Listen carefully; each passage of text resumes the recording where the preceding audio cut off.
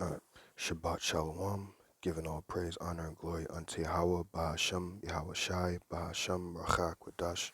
Double honors to the apostles and elders of Great Millstone. Peace and blessings to the hopeful elect.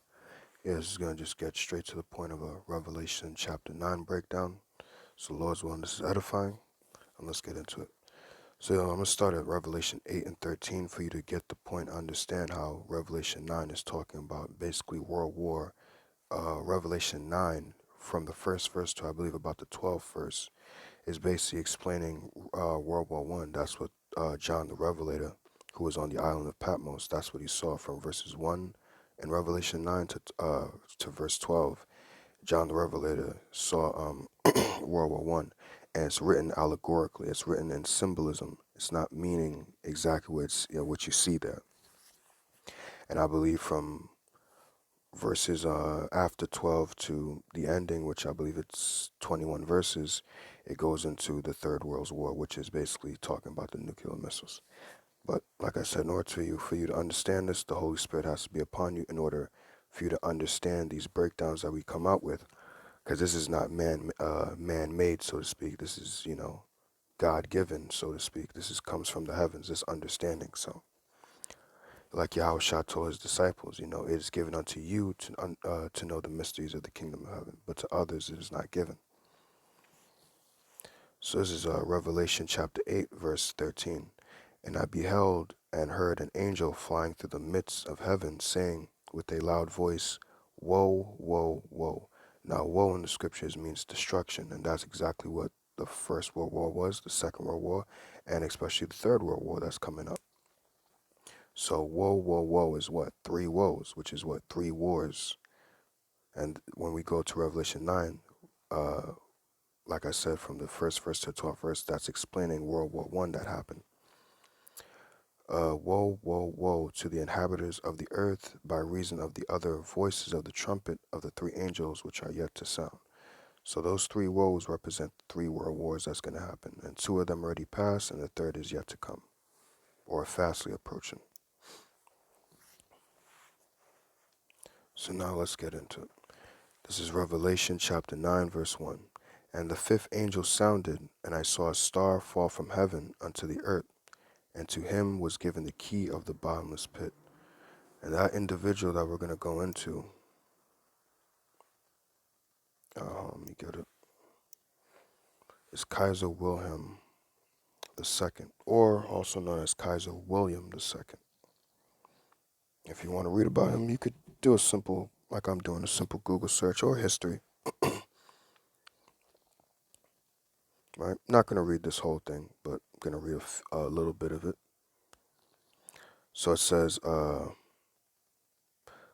this is Kaiser Wilhelm II. It says Wilhelm II, or Frederick Wilhelm Victor Albert. He was from the 27th of January to 1859 to the 4th of June 1941. Was the last German emperor, or German Kaiser, which Kaiser means emperor, and king of Prussia, reigning from the 15th of June 1888 until his abdication on the 9th of November 1918. And World War One lasted from 1914 to 1918. So about in a couple of months, so 4 years and a couple of months. Despite strengthening the German Empire's position as a great power by building a powerful navy, his tactless public statements and erratic foreign policy greatly antagonize the international community and are considered by many to be one of the underlying causes for World War One. So he was one of the main reasons why World War One started, but there was another reason as to why World War One started as well. There was a catalyst that, so to speak, that was the reason for World War One happening. But he was a driving force behind World War One happening. So I'll read that again. It says his tactless public statements and erratic foreign policy greatly antagonize the international community and are considered by many to be one of the underlying causes of World War One. And that's Kaiser Wilhelm II right there, or Kaiser William II. Now I believe there's a part here I wanted to read. Let me see if I can find it.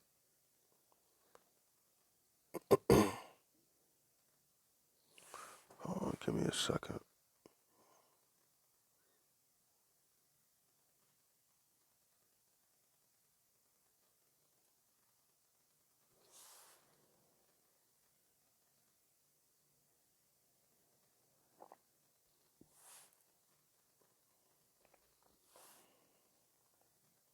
Let me see if it's in here. Yep, it's in here. A little piece in here, really.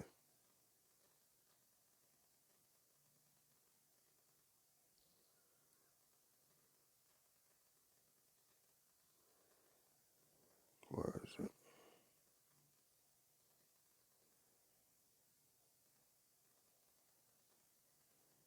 Spare me 1 second. There's something he said here that you can see that he was antagonizing people to go to war.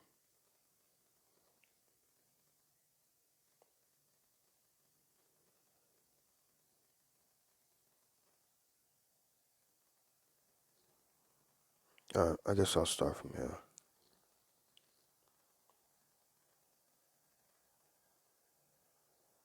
So it says, more recent British authors state that Wilhelm II really declared rootlessness and weakness will start the most terrifying war of the world, whose purpose is to destroy Germany because there can no longer be any doubts. England, France, and Russia have conspired themselves together to fight an annihilation war against us. So these are things that you can see that he said that antagonize war. I'll continue reading a little bit because there's a little bit here as well. It says, when it became clear that Germany would experience a war on two fronts and that Britain would enter the war if Germany attacked France through neutral Belgium, the panic-stricken Wilhelm attempted to redirect the main attack against Russia when Helmuth von Moltke, hopefully I'm saying that correctly, the younger, who had chosen the old plan from 1905 made by General von Schieffelin, hopefully I'm saying that right as well, for the possibility of the German war on two fronts, told him that this was impossible. Wilhelm said, your uncle would have given me a different answer. So you see, he's basically inciting and antagonizing war. You know, he's saying that, oh, your uncle would have given me a different answer and things like that. It also says, Wilhelm is also reported to have said to think that George and Nikki should have played me false. If my grandmother had been alive, she would have never allowed it. So these are things that this man said basically to antagonize war. And basically, when it says, you know, let me just read it one more time.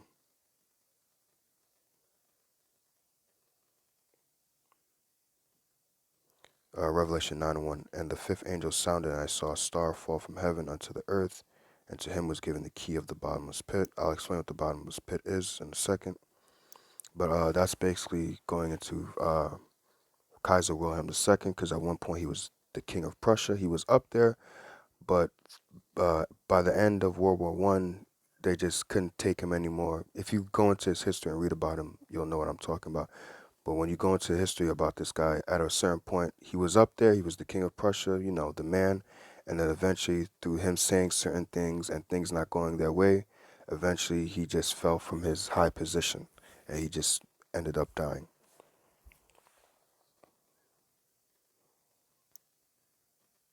So let's go back. Like I said, Revelation 9:1. And the fifth angel sounded, and I saw a star fall from heaven unto the earth. And to him was given the key of the bottomless pit. Now, the bottomless pit is Europe. So when you see the word bottomless pit there, it does not mean the depths of hell or anything like that that you might hear in Christianity, or somebody who doesn't have understanding will sit there and say, oh, that's the depths of hell. No, the bottomless pit is Europe. And to explain how that pit can also mean a certain land piece, let me remove this for now.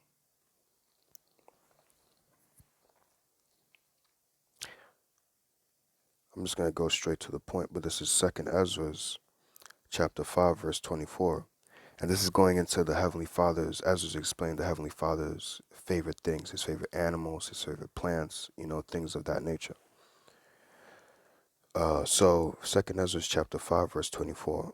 And of all lands of the whole world, thou hast chosen thee one pit, So pit can be likened unto land. So like I said, the bottomless pit isn't, some depths of hell, but the bottomless pit is Europe. That's the land that is being spoken about here in Revelation 9. It's talking about Europe is that bottomless pit. And the reason why it's called bottomless is because the vegetation or the land there isn't fertile. They don't the crops don't grow over there in Europe very well.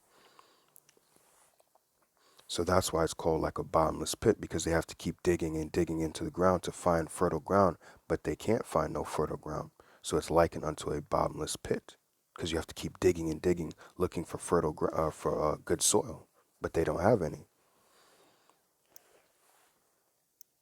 So that is the bottomless pit, not no depths of hell.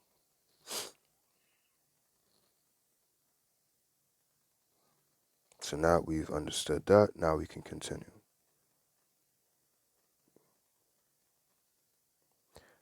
Matter of fact, hold on, Salakia. I did make a statement earlier, so let me make sure I explain that as well.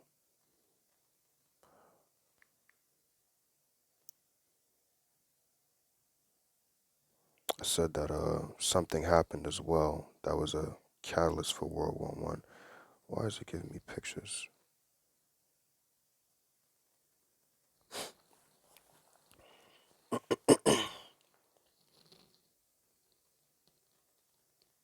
So I'll read a little bit of this and then I'll jump down. It says World War One, abbreviated as WWI or WW1, also known as the First World War or the Great War, was an international conflict that began on the 28th of July 1914 and ended on the 11th of November 1918.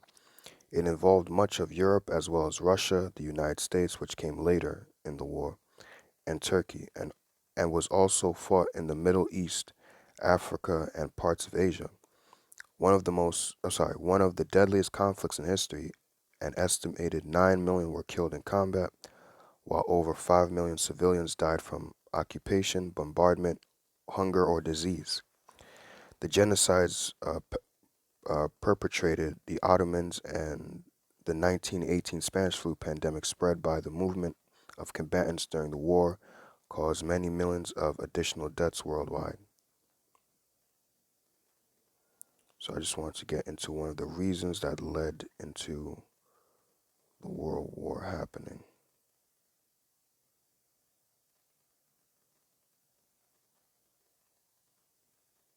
Okay, I believe this is it. Let me just make sure.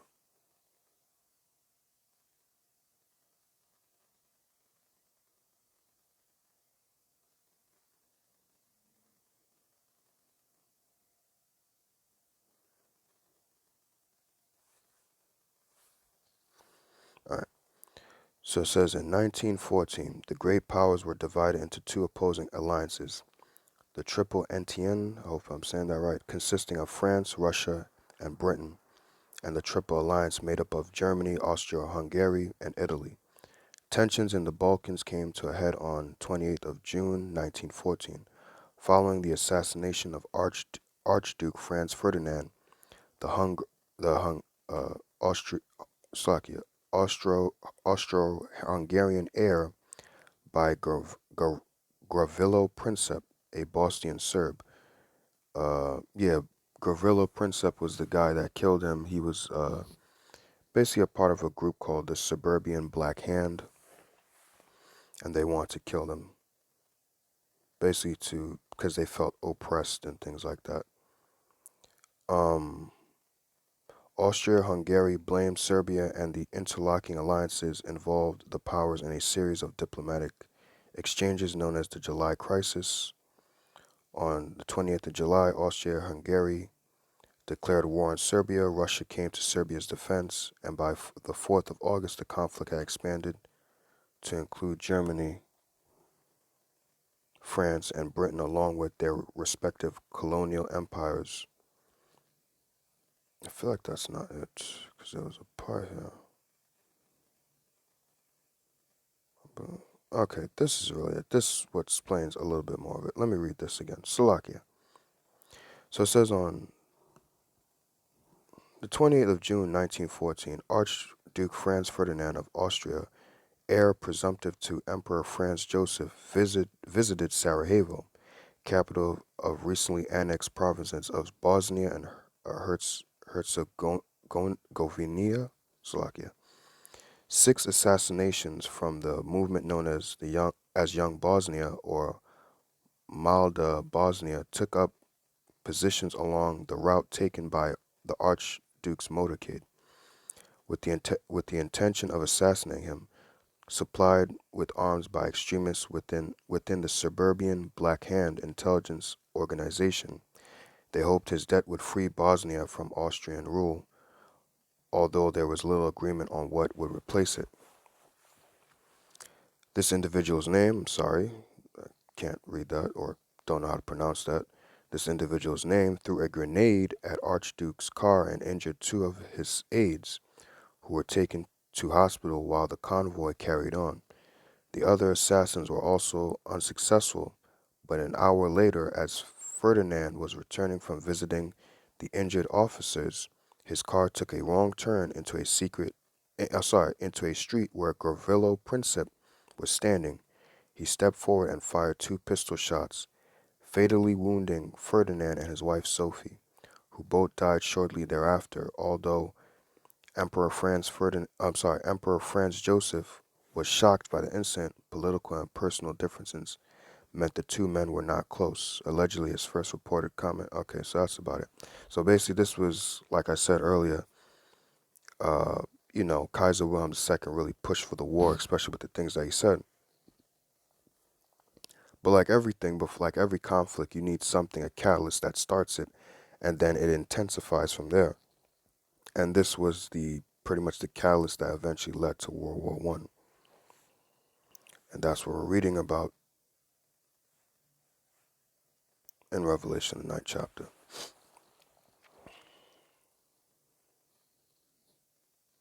So going back, verse 2, and he opened the bottomless pit, and there arose smoke out of the pit as the smoke of a great furnace, right? So like I was explaining earlier, this is what John the Revelator is seeing on the island.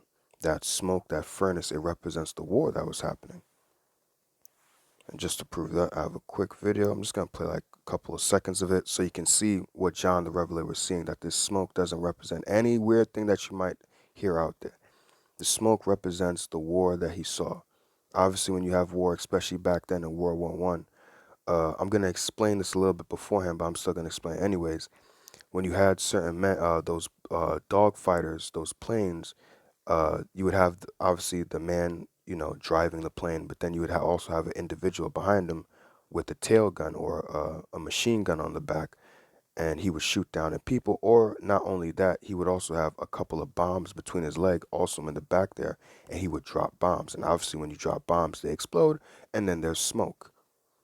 So when it says the smoke ascended into the sky, and then it covered the sky, that's talking about the bombs that were dropped and things like that, the bombs that were being fired off, and it would block out the sun because the smoke would ascend up.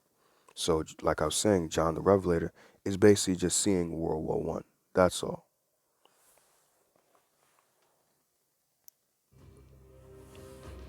The First World War, one of the most deadly conflicts in history.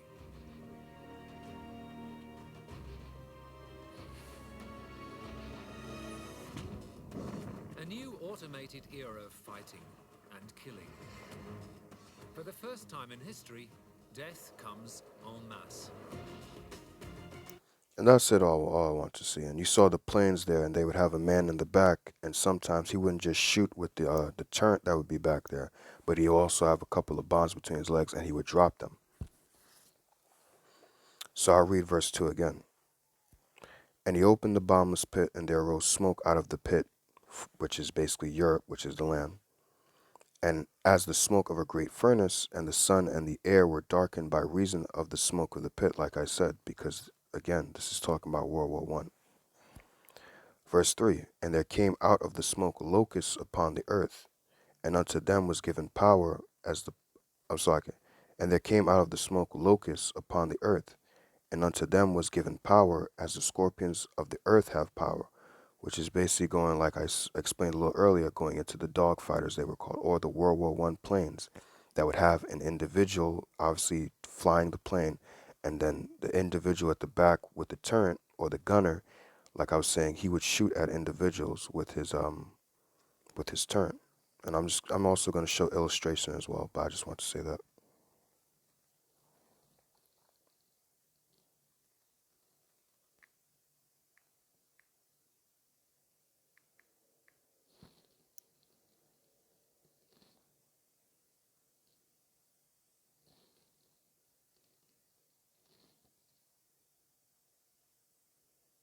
All right, so boom, perfect picture, right? So this is the planes or the dogfires that would be, there during World War I, and like it said, going back to Revelation, chapter 9, verse 3, it says, "And there came out of the smoke locusts upon the earth, and unto them was given power, as the scorpions of the earth have power." Now, does this mean that John the Revelator saw a mutated locust scorpion? No, but when you look at the planes, the dogfires, they look like locusts. And that's what we're seeing here in this picture. This is the locust that John was seeing. Although obviously it's not an actual locust, but when you look at a locust and the dogfighter planes that you see here in this picture, they look exactly alike. And like it says, they was given a power as scorpions of the earth have power, because like I said earlier, you see where the turret is or the gun at the back, you would have the gunner at the back and he would shoot people, just like how a scorpion's power is its tail, in the back of it. That's what John the Revelator basically was likening it to. He was likening the plane unto a locust flying in the air, because locusts fly. And then obviously, just like how scorpions, their power comes from their tail, at the back of this plane or at the tail of this plane, you would have a man with the minigun or whatever shooting at people. Or like I said earlier, he would also throw bombs at people as well. So that's what John the Revelator is likening it onto. It's allegorical. It's not meaning what it actually means. It's not a mutated uh, scorpion locust or whatever. And just so you can see that as well.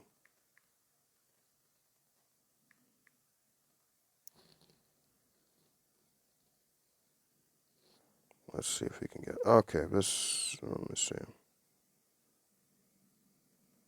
I believe I've seen a better picture before.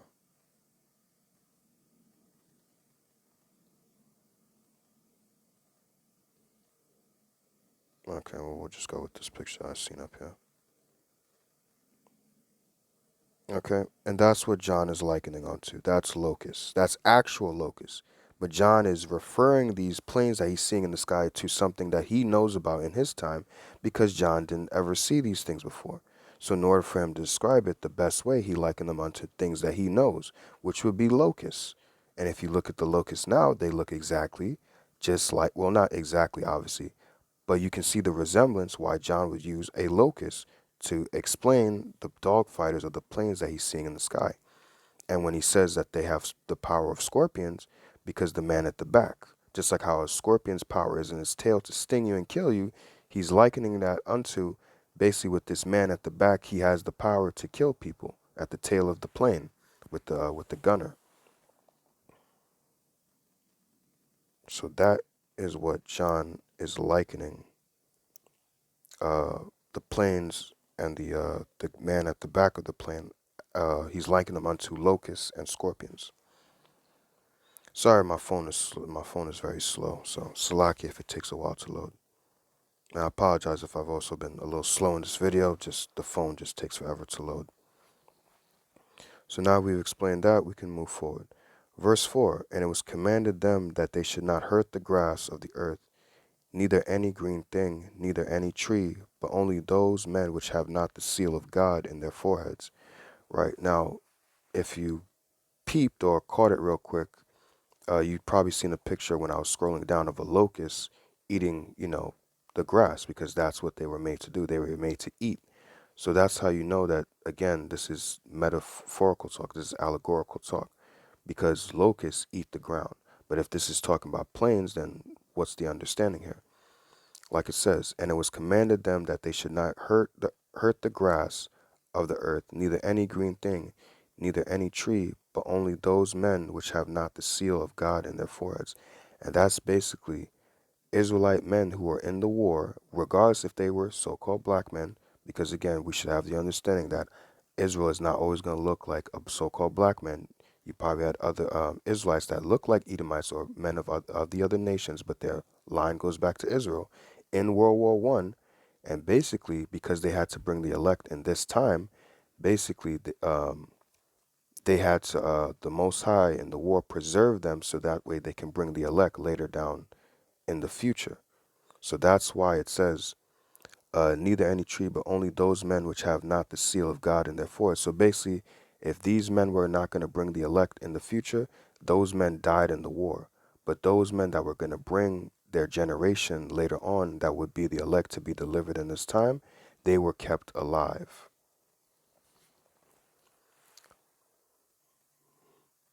Right? So verse 5. And to them it was given that they should not kill them, right? Because they would have to, so the Most High preserved these men, these Israelite men that were in the war, to bring about the elect later on in time period. But those that were not of the elect, or those that were not going to bring the elect, they were killed in the war. And to them it was given that they should not kill them, but verse 5, but that they should be tormented 5 months, and their torment was as the torment of a scorpion when it striketh a man. Right, and that's going into basically the PTSD, because during the war, you would have men, they would get their limbs blown off, and or even back then when they had to get their limbs cut off, they had to take that pain straight on. It's not like how the medical field is today, where you could they could drug you and you don't feel a single thing. Now back then, the medical field wasn't as advanced as it is today. So back then, if you had to get a certain piece of your body amputated, you had to take that pain. Now they did have certain things to numb the pain, but like I said, the medical field wasn't as advanced as it is today. So those things didn't really work. So they still felt the pain, and they had PTSD from war. And I'll show a video on that, Lord's willing, in a second, of that. So it says, I'll read it again. And to them it was given that they should not kill them, but that they should be tormented 5 months, and their torment was as the torment of a scorpion when it striketh a man. Now let's get some understanding on that real quick.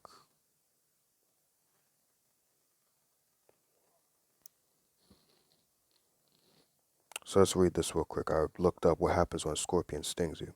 So it says, what happens if a human gets stung by a scorpion? Some common symptoms of a scorpion sting are a tingling or burning at the sting site, numbness, difficulty swallowing, difficulty breathing, blurry vision, some men went blind in the war, or seizures. And this is what John was saying. That's specifically what I wanted, which is the seizures, the PTSD. They couldn't keep straight.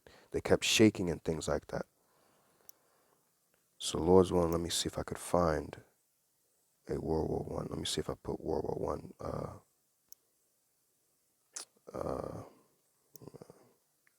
PTSD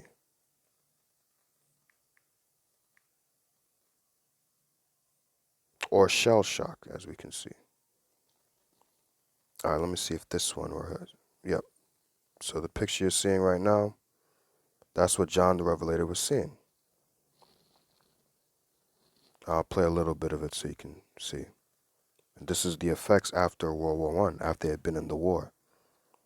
Because what happens, like we read, when you get stung by a scorpion, there would be a burning sensation. You wouldn't be able to keep still because of the effect the poison is having on the blood. So that's why he likened on to as a scorpion, that when it striketh the man, they couldn't keep still.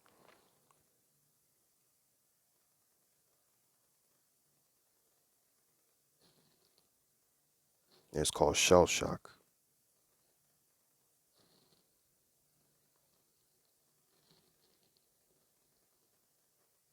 See, 5 months later.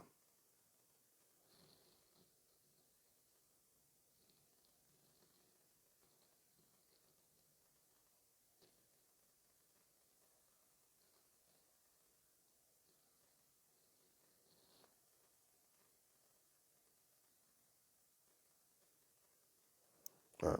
And that's it.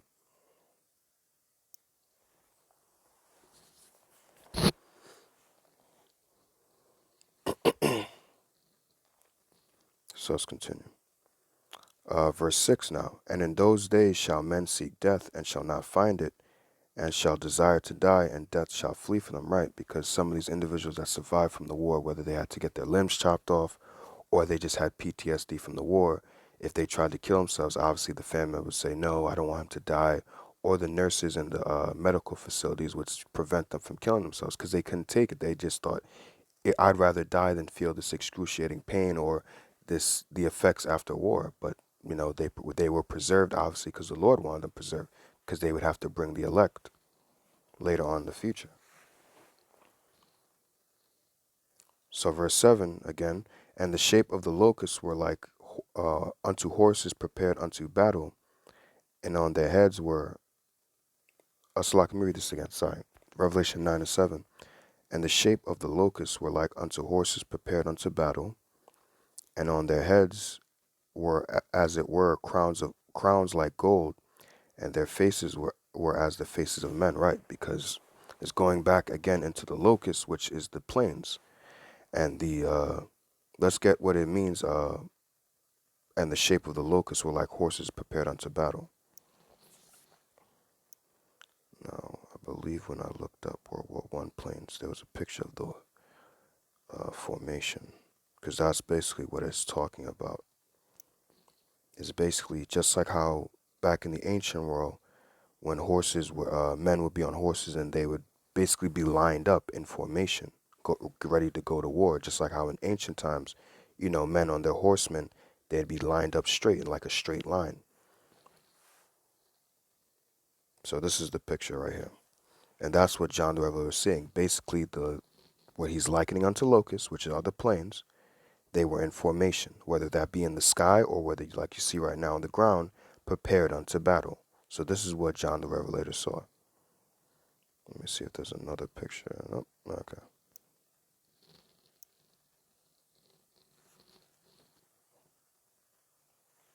Again, Salakia, the phone is very slow. So now we've got that, and the shape of the locusts were like horses prepared unto battle, which is the formation. And on their heads, as it were crowns like gold, and their faces were as the faces of men, right? Because men were piloting the planes.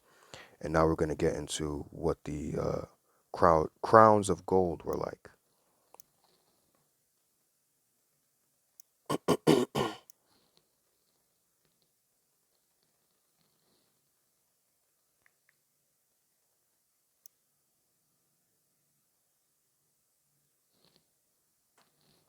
So this is what it was. This was the crowns of gold that John saw on the pilot's head. It's called the pickle hub, and it has a spike on the top of it, and you see how around it looks gold. So that's what John was talking about. That's what he was seeing, was this pickle hub helmet that the pilots would wear. And continuing, it says, and their faces were as the faces of men. Again, the men were piloting the planes. So again, this is not a mutated locust scorpion. This is what John is likening it as allegorical speaking. Now let's get this part, verse 8. And they had hair as the hair of women, and their teeth were as the teeth of lions. Now let's go back. Now again, we saw what the helmet was, or the crowns of gold, which is the helmet. And basically this is what it was. And they had hair as the hair of women. Well, this is the pickle hub with the plume. They would have hair on the top of it. Where the spike would be, I'm guessing they would just rest the hair on it or attach it somehow with like maybe some type of cord. And to show you how this is Edomites, the Edomite spirit is being brought back. That Roman spirit, as you can see, it looks like woman's hair. When you go into, where is it? Yep. This is what Roman soldiers will wear. See? Same thing. It's a helmet, has a little bit of gold on it. Let's use this one right here.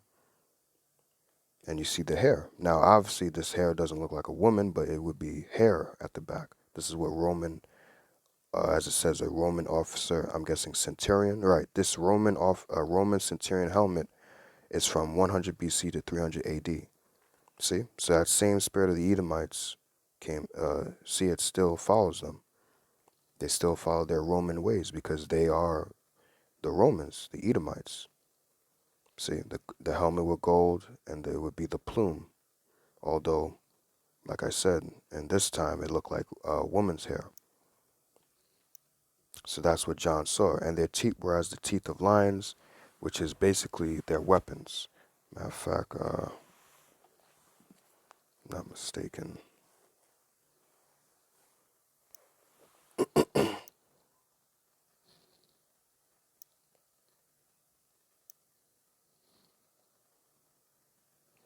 Right. This is Psalm 58 and 6. It says, "Break their teeth, O power, in their mouth. Break out the great teeth of the young lions, O Lord." And teeth could also represent, their weapons and things like that. Oh, sorry. So it says, verse 8 again, "And they had hair as the hair of women, and their teeth were as the teeth of lions," just going into their weapons.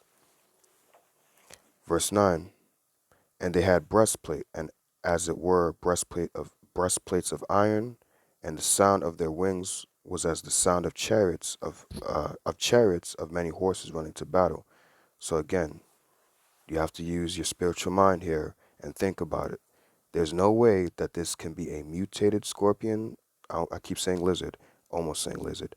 A mutated uh, locust scorpion with breastplate of iron, the face of a man, and hair as women. Again, it's all allegorical talk. It doesn't mean it's not literal. It's allegorical talk. So the breastplates of iron is talking going into the plane because the plane was made up of iron. And it says, "As the sound of their wings was as the sound of chariots of many horses running onto battle," right?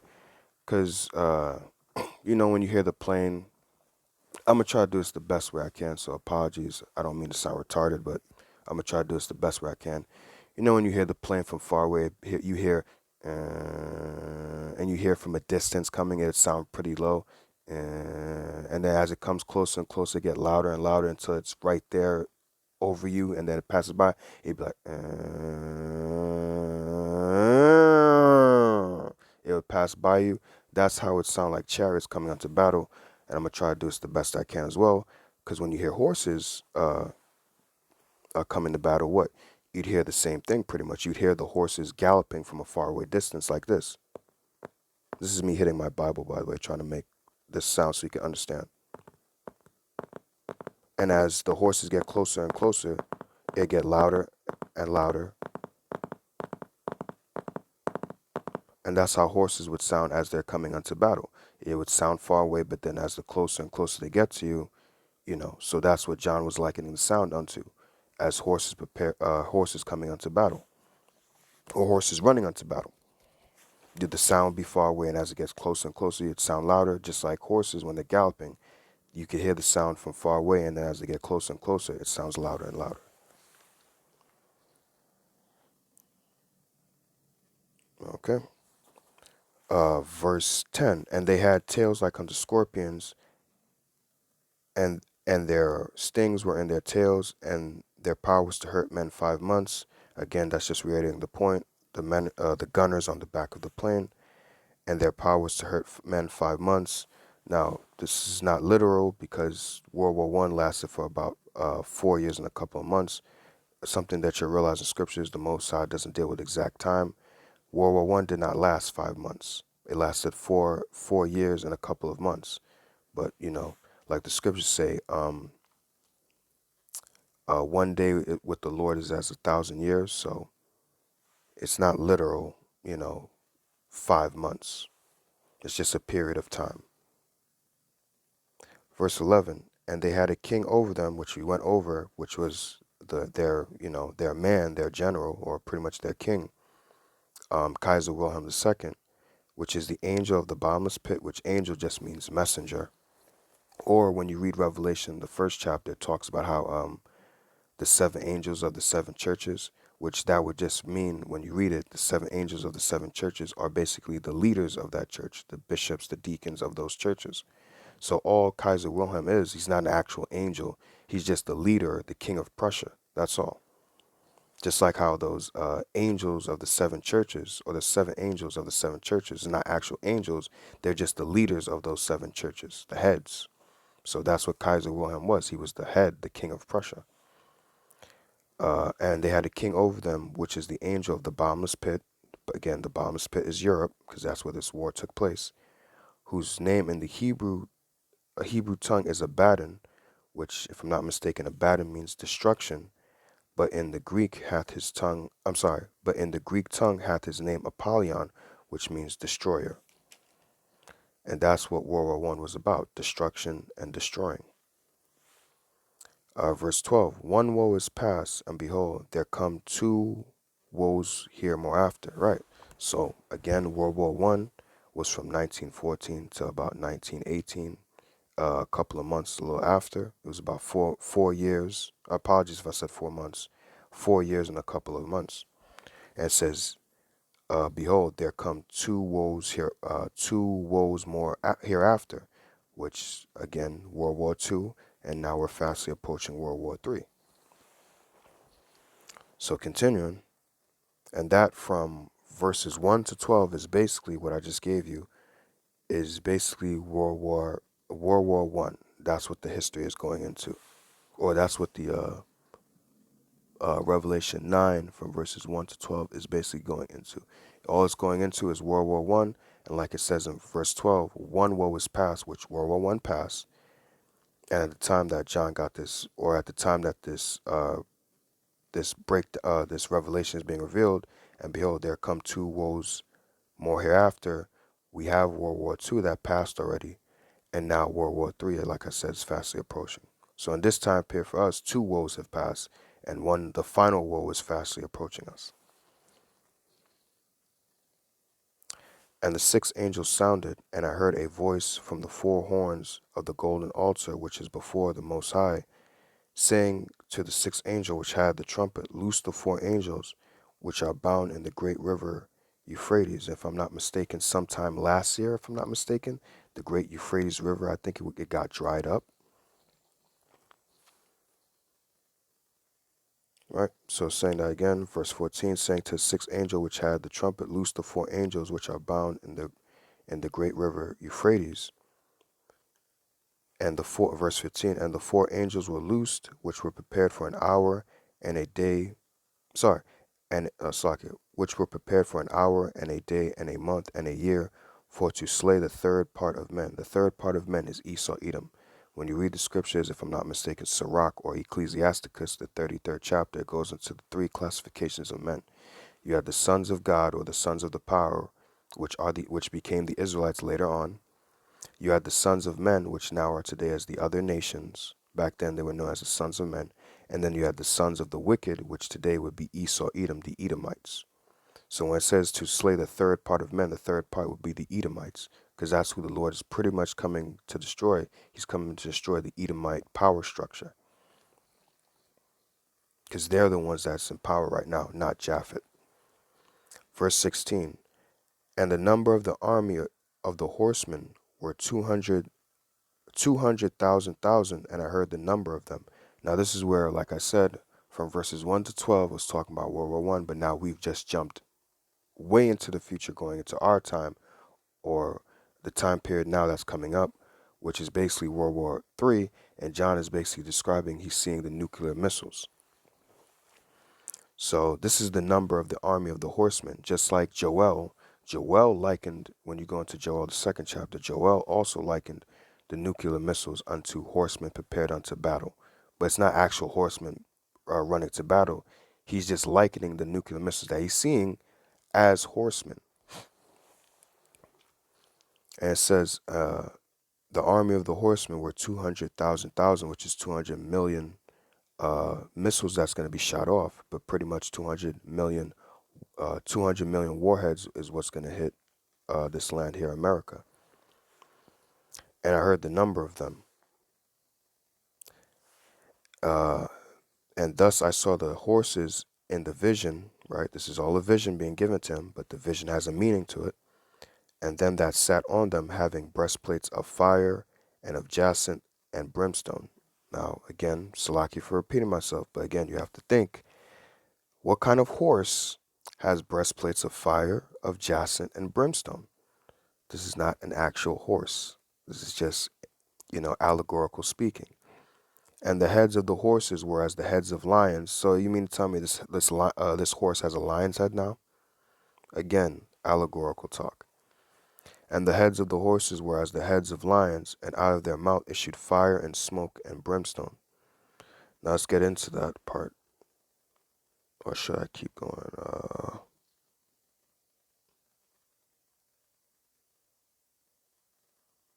Yeah, let me see. Right, this is going into the nuclear missiles, but from verses 17 to 19, I'm going to combine it all together. I'm going to explain it in one thing. So let's read 17 again. And thus I saw the horses in the vision, which are the nuclear missiles, and them that sat on them having breastplates of fire and of jacinth and brimstone. And the heads of the horses were as the heads of lions, and out of their mouth issued fire and smoke and brimstone. By these, I'm sorry, by these three was the third part of men killed, which the third part of men are the Edomites, by fire and by smoke and by the brimstone which issued out of their mouths, which I'm going to explain all this. For their power is in their mouth, and in their tails, for their tails were like unto serpents, and had heads, and with them they do hurt. Now I'm gonna explain all that. I don't want to just keep jumping back and forth, So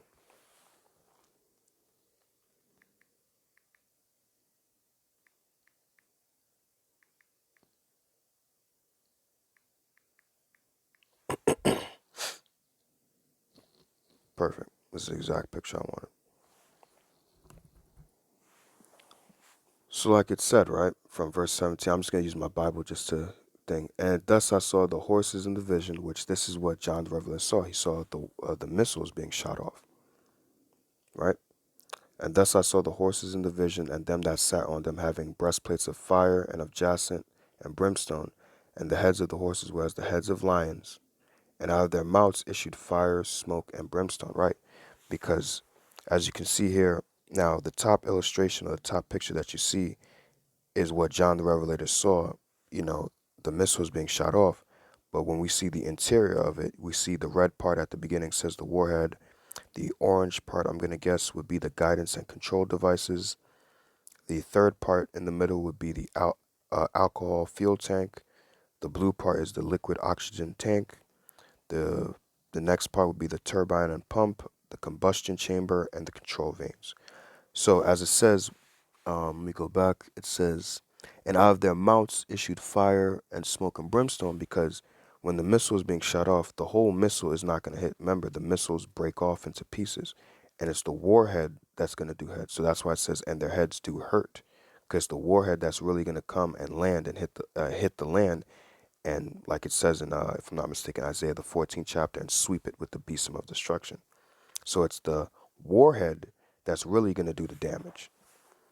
But when we continue, verse 18, by these was, Revelation 9 and 18, by these three was the third part of men's killed, which are the Edomites, by the fire, which issues out from the warhead, the thing that at the front of the missile, and by the smoke, and by the brimstone, which issued out of their mouths, which the mouth of the missile would be the warhead, because that's the head of it, right? Because on your head, don't you have a mouth there? So think of it like that, in that way. That's the pretty much the mouth of the missile, the warhead. Verse 19, for their power is in their mouth and in their tails, right? Because when the missile is being shot off, as you can see, the back of it where the uh, combustion chamber and the control vanes, this would be used to shoot off the missile to where it needs to go to its directed target, which would be here, America, as it's known in the scriptures as Babylon the Great, or Mystery Babylon the Great. That is Mystery Babylon, because it's a mystery. Nobody knows that America is written of in the scriptures, but it's written of in code. So that is what it means when it says, for their powers in their mouth, which is the warhead, and in their tails, because the tail of the missile would be shot off, and it would propel the missile into the sky to go to its directed target. For their tails were like unto serpents, and had heads, and with them they do hurt. Right now, to explain that part, why it says there, let me see if I can find it. Yep. Oh, no, no, no. I had to put in, if I remember, snake trail.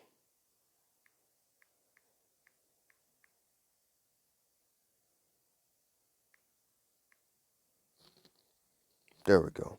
So when these missiles are being shot off, right, they look like this. They look like the trail of this is what, the trail that a snake leaves in the ground. And that's why it says there, let me read it again, Salakia.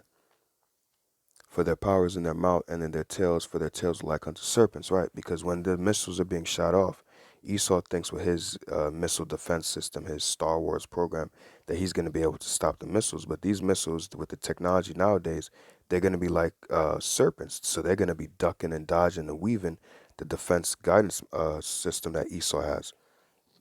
His lasers, in the heavens that he has up there, he thinks that those things are going to be able to shoot the nuclear missiles and things like that. But nah, these missiles are going to be like moving like serpents, ducking and dodging those laser beams, and they're going to hit.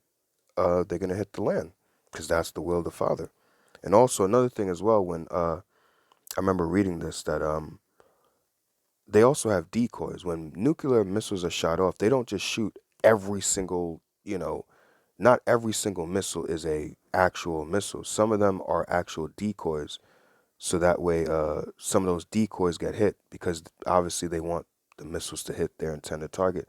So when they shoot them off, they're not gonna just shoot. Well, I mean, this is up to the Lord, but I speak as a man saying this because I read this from a book.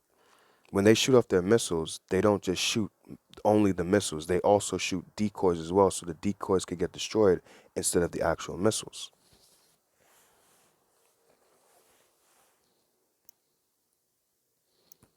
So we're almost done. I apologize if I made this long, but I really want to, explain this thoroughly instead of half-assing it, which I'm not going to half-ass it, but still, you know, explain it as best as possible through the Spirit. So we explained that part and just this last two. Verse 20, it says, "And the rest of the men which were not killed by these plagues, yet repented not of the works of their hands," right? Because uh, basically the main destruction is going to be here on this land, America, but you're going to have missiles being shot off at other places as well. But, the whole world is not going to get burnt up. It's only going to be certain places. I could tell you for sure the land of Israel is definitely going to get blown up by nuclear missiles because that land has to be cleansed with all the filthiness that's going on there, Pink City, etc. And obviously, this place has been slated for destruction, Babylon the Great, aka America.